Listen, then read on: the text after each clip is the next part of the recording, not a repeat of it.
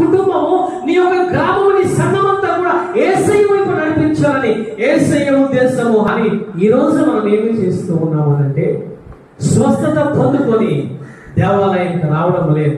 స్వస్థతలు ఎందుకనంటే స్వస్థతలే ముఖ్యము కాదు, స్వస్థతలే ప్రాధాన్యత కాదు. స్వస్థతలు ఎందుకు అయ్యా అనంటే నువ్వు దేవుని వైపు తిరగడానికి మాత్రమే స్వస్థతలు.